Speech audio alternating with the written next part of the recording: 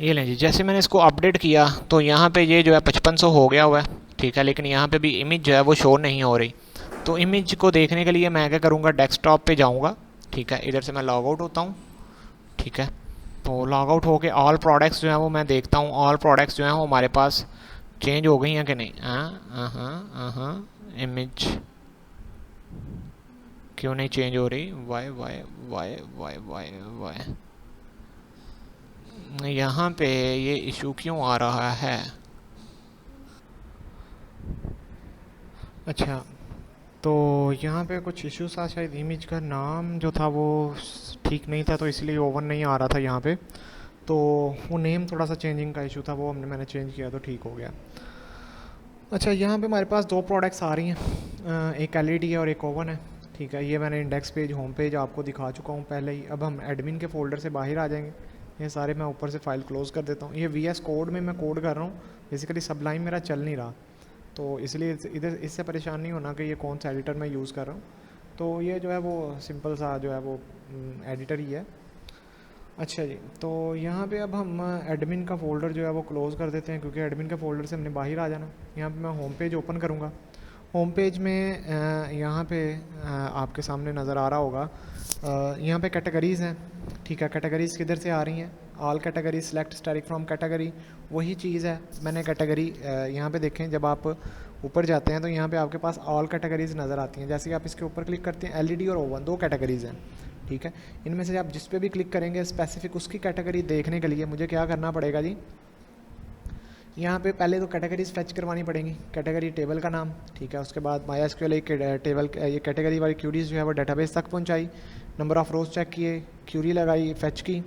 उसके बाद उस कैटेगरी के रिलेटेड आईडी ली और उसका नेम लिया, कैटेगरी नेम लिया, और उसको हमने क्या कर दिया, ड्रॉप डाउन में शो करवा दिया। पहला काम ये था। उसके बाद हम क्या करेंगे जी, हम यहाँ पे नीचे आ जाएंगे, इलेक्ट्रॉनिक्स, यहाँ पे हम क्या करेंगे जी, ऑल प्रोडक्ट्स, ठीक है। यहाँ पे देखें ऑल प्रोडक्ट्स आपको नज़र आ रही हैं, ये ऑल प्रोडक्ट्स वाला नज़र आ रहा है। होम पे आप क्लिक करें, ठीक है, आपको दोबारा वही नज़र आने लग पड़ेगा, ऑल प्रोडक्ट्स। तो यहाँ पे आपके दोनों प्रोडक्ट्स हैं। अब डेटाबेस में जितनी भी प्रोडक्ट्स पड़ी होंगी वो सारी आपने लेके आनी है, ऑल प्रोडक्ट्स, ठीक है। सेलेक्ट स्टैटिक फ्रॉम प्रोडक्ट्स, उसके बाद गेट प्रोडक्ट, आप प्रोडक्ट को गेट करोगे माई एसक्यूएल अंडरस्कोर क्यूरी लगा के। अगर नंबर ऑफ़ रोज़ अगर ग्रेटर दैन ज़ीरो है तो वही लूप लगा के क्या करो जी, पहले उसकी आईडी लेके आओ, फिर उसकी कैटेगरी आईडी लेके आओ, फिर नेम लेके आओ, फिर प्राइस लेके आओ, फिर जनाब साहब क्वांटिटी लेके आओ, फिर डिटेल लेके आओ, फिर इमेज लेके आओ। और इसी तरह हमने अगर कैटेगरीज़ का नेम शो करवाना है, यहाँ पे देखें हमारे पास दो चीज़ें हैं, एक कैटेगरी का नेम है सबसे ऊपर है, उसके बाद एक आइटम का नेम है। तो ये दोनों अलग-अलग हैं। तो कैटेगरी नेम तो दूसरे टेबल में पड़ी हुई है और आइटम जो है वो दूसरे टेबल में पड़ा हुआ है। तो आइटम से पहले हम क्या करेंगे, कैटेगरी प्रोडक्ट्स पूरी हम गेट करेंगे। गेट करने के बाद यहाँ से एक आईडी लेंगे, वो कौन सी आईडी होगी, ये वाली आईडी, ठीक है। इस आईडी के अगेंस्ट मैं क्या कर रहा हूँ, प्रोडक्ट्स कैटेगरीज का नेम ले रहा हूँ, ठीक है। मैं क्या करूँगा, select type from category, category के टेबल में जाओ, जहाँ पे ये कैटेगरी की आईडी है, अगर वो इज इक्वल टू है किसके, $साइन कैट आईडी के। क्योंकि अगर आप थोड़ा सा फोकस करें, थोड़ा सा गौर करें इस डाटाबेस के टेबल में, तो यहाँ पे कैट आईडी भी है, कैटेगरी आईडी, ठीक है। यहाँ पे कैटेगरी आईडी जो है वो अगर आप गौर करें तो वो एक 2 है और एक 5 है, ठीक है। यहाँ पे कैटेगरी में जाएंगे तो एक आईडी 2 होगी और एक 5 होगी, ये देखें, एक आईडी 2 है और एक 2 5 है। इस आईडी के अगेंस्ट जो है वो क्या करो जी, वही क्यूरी डेटाबेस तक पहुँचाओ, इफ़ लगाओ, वाइल लगाओ, और आईडी गेट करो, और क्या करो जी, कैटेगरी नेम गेट करो। उसके बाद हमने क्या किया जी, इसी के अंदर यहाँ पे जो 4 का कॉलम बना हुआ है, ठीक है, इसके अंदर मैंने क्या किया जी, इको के अंदर सी नेम लिखा है, ठीक है, कैटेगरी नेम, उसके बाद ये वाला नेम सी नेम ये वाला है, उसके बाद नेम लिखा हुआ है, आइटम का नेम है, उसके बाद इमेज, ठीक है। इमेज, ये इमेज का फोल्डर है, ठीक है, इमेज का फोल्डर है, उसके अंदर जो इमेज पड़ी हुई है, उसके बाद उसकी प्राइस जो है, और उसके बाद क्या है जी, सी मोर पे जैसे ही आप क्लिक करोगे आप किस पेज पे चले जाओगे, cmore.php के पेज में। यहाँ पे cmore.php का पेज है जी, बिल्कुल है। आप यहाँ पे आ जाएंगे, ठीक है। आप क्या करेंगे जी, अब यहाँ पे आके आप अगर सी मोर पे क्लिक करते हैं तो आप सी मोर पे आएंगे। तो सी मोर पे आने से आपको इसकी प्रोडक्ट की डिटेल जो है वो शो होगी। यहाँ पे सी मोर का एक नया पेज बना हुआ है, जो जिसकी आईडी सबसे पहले आपने गेट करनी है। आपको पता है आपने कैसे आईडी गेट की है। यहाँ पे देखें, अगर होम के पेज पे जाते हैं तो होम के पेज पे लास्ट पे वही काम है, cmore.php आईडी ली हुई है क्वेश्चन मार्क आईडी, ठीक है। ये आईडी हमने आगे cmore के पेज पे गेट करनी है। तो cmore पे क्या किया हमने, super global ID global use किया। उस आईडी के अगेंस्ट आपने select static from product where ID is equal to $ID product की, ठीक है। वही काम किया, MySQL क्यूरी लगाई, इफ़ लूप कंडीशन लगाई, उसके बाद लूप लगाया। उस आईडी के अगेंस्ट जितना भी रिकॉर्ड था वो सारा हमने क्या किया, फेच किया। फेच करने के बाद सेम वही काम, कैटेगरी का नेम भी गेट करना है हमने, सारी बात है। तो उस आईडी के अगेंस्ट मैं कैटेगरी गेट करूँगा। ये सारा काम करने के बाद, ठीक है, आप आ जाएंगे नीचे। नीचे आके आपके पास यहाँ पे वो नेविगेशन बार है, ये सारा कुछ वैसे का वैसे ही रहेगा। ये सेम हर पेज में है। ये जो है ये एरर्स हैं, ये बेसिकली यूज़ तो नहीं हो रहे कहीं पे, लेकिन फिर भी अगर मैं इसको यहाँ से ख़त्म भी कर दूँगा तो इसका कोई बेनिफिट नहीं है। यहाँ पे ये कुछ भी नहीं कर रही। तो यहाँ पे प्रोडक्ट डिटेल में आ गए आप, ठीक है। यहाँ पे आपने प्रोडक्ट डिटेल जो है वो देख सकते हैं आप, प्रोडक्ट डिटेल हाईलाइट हुआ है। तो यहाँ पे देखें प्रोडक्ट डिटेल आ गया आपके पास। इसमें सबसे पहले आपने इमेज लगानी है, इमेज लगाई आपने। इमेज के फोल्डर्स में इमेजेस का फोल्डर होगा, यहाँ पे ये साइड पे इमेजेस का फोल्डर है, यहाँ पे सारी इमेजेस पड़ी हुई हैं। स्लैश लगा के इको स्टैटिक इमेज और $, इमेज, और उसको हाइट विड्थ दी हुई है। उसके बाद कैटेगरी नेम के साथ %NBSP लगाया हुआ है। ये बेसिकली HTML में स्पेस के लिए यूज़ किया जाता है, ठीक है। इसके बाद यहाँ पे आगे करके देखें, यहाँ पे लाजमी जो है वो इको के अंदर कैटेगरी नेम है, ठीक है। उसके बाद आइटम नेम है, कैटेगरी इको के साथ आइटम नेम, डिटेल है, प्राइस है और क्वांटिटी है, ठीक है। उसके बाद यहाँ पे जो है वो एक चीज़ इंपॉर्टेंट है, वो ये है कि जब तक यूज़र लॉगिन नहीं होता, यहाँ पे देखें यूज़र जो है वो लॉगिन है, प्रोडक्ट डिटेल तक तो आ जाता है वो। यहाँ पे मैं जो है पेज को रिफ़्रेश करूँगा और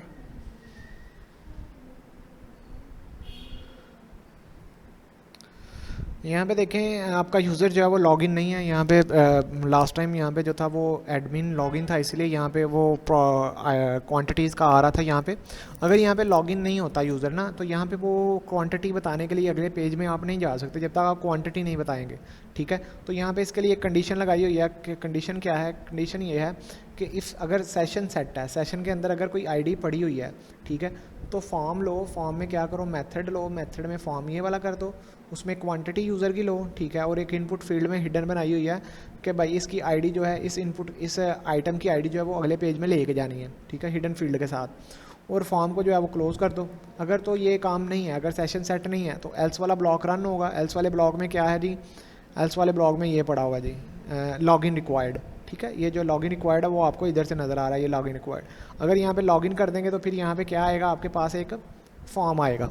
इस फॉर्म में आपने क्या करना है, लेट्स सपोज मैं यहाँ पे लॉगिन करता हूँ, आप कस्टमर के टेबल में जाते हैं, यहाँ पे कोई भी यूज़र देख लें, यासिर के नाम से एक यूज़र है, ठीक है, YASIR यासिर @gmail.com, ठीक है। सॉरी यहाँ पे जीमेल का L जो है वो स्किप हो गया, gmail.com, और यहाँ पे इसका पासवर्ड है 123। आपने लॉगिन किया, लॉगिन करके आप जैसे ही अगले पेज पे जाते हो, cmore के पेज पे जाते हो, तो आपके पास जो है यहाँ पे देखें, अब यहाँ पे क्या आ रहा है, फॉर्म आ रहा है। वो किस बिहाफ पे, कंडीशन इफ एल्स की लगी हुई है, उस बिहाफ पे आपके पास आ रहा है। तो यहाँ पे आप क्या कर रहे हो जी, फॉर्म में एक्शन पास किया हुआ है, क्वांटिटी, ये सारी चीज़ें लेके, ठीक है, क्वांटिटी और उसकी आईडी। यहाँ पे थोड़ा सा कोड किया हुआ है। कोड क्या किया हुआ है जी, आपने इसको करना है ऐड टू बास्केट। तो सबसे पहले $_पोस्ट के साथ आपने कंडीशन लगाई बास्केट। अब ये बास्केट किधर से आ रहा है, ये लाजमी कोई बटन बनाया होगा हमने, उस बटन के अंदर आ रहा होगा, ठीक है। यहाँ पे देखें ये बटन बनाया है, इसके अंदर एक नेम आ रहा है बास्केट के नाम से, तो ये नेम वो यूज़ हो रहा है। मैंने क्या किया, क्वांटिटी ली, ये क्वांटिटी जो है, ये एक वाली क्वांटिटी ऊपर इनपुट बनाई है, उसके अंदर से आ रहा है। और ये प्रोडक्ट आईडी, ये जो आईडी है, ये ऊपर एक इनपुट हिडन टाइप बनाई हुई है, उसके अंदर से आ रहा है। मैं अब वापस नहीं जाके दिखाने वाला, आप खुद भी इतना आपको समझ आ जाएगी। सेलेक्ट की क्यूरी लगाई, select static from basket. Basket के टेबल में देखो, जहाँ पे यूज़र की आईडी ये वाली है और प्रोडक्ट की आईडी ये वाली है। तो क्या करो, क्यूरी को फायर करो। अगर वो इज़ इक्वल टू 0 है, मतलब पहले यूज़र ने अगर ऐड टू कार्ट इसको नहीं किया हो, लेट्स सपोज मैं आपको ऐड टू कार्ट करके दिखाता हूँ। मैं कहता हूँ मुझे इसकी 2 चाहिए, मैं क्या करूँगा, ऐड टू कार्ट कर दूँगा। ये क्या हो जाएगा जी, ऐड टू कार्ट हो जाएगा, product add to cart successfully. अगर आप बास्केट के टेबल में जाएंगे तो यहाँ पे एक प्रोडक्ट की आईडी आ जाएगी, प्रोडक्ट की आईडी 5 है, यूज़र की आईडी 2 क्वांटिटीज़ आपने की हैं। अगर आप दोबारा इसको क्या करते हो, 5 के बटन पे क्लिक करते हो, ठीक है, 5 नहीं तो 7 के बटन पे क्लिक करते हो, ऐड टू बास्केट करोगे, तो अब ये इसको बास्केट नहीं होने देगा। क्यों? क्योंकि भाई ये जो है वो ऑलरेडी एडिड है, ठीक है। तो एक दफ़ा जो प्रोडक्ट की आईडी जो है वो ऐड टू कार्ट हो जाएगी, वो दोबारा नहीं होगी। तो इसलिए ये कंडीशन लगी है अगर वो इज इक्वल टू 0 है तो क्या करो, इंसर्ट इनटू कर दो। अगर ये 0 नहीं है, 1 है, तो फिर यहाँ पे ऑलरेडी एडिड एल्स वाला ब्लॉक चल जाएगा। ठीक है, ये याद रखना है। ठीक है, बास्केट में प्रोडक्ट की आईडी लो, यूज़र की आईडी लो और क्वांटिटी लो।